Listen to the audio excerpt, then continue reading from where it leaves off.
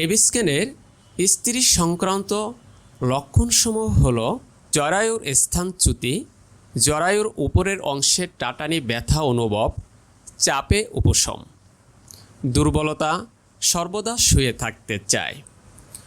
রোগী মনে করে জরায়ু নরম ও দুর্বল। এবি স্ক্যানের জ্বরের লক্ষণসমূহ হল জ্বর অবস্থায় শীতে কাঁপে, রক্ত বরফের মতো ঠান্ডা মনে হয়। এই লক্ষণটি অ্যাকোনাইটও আছে।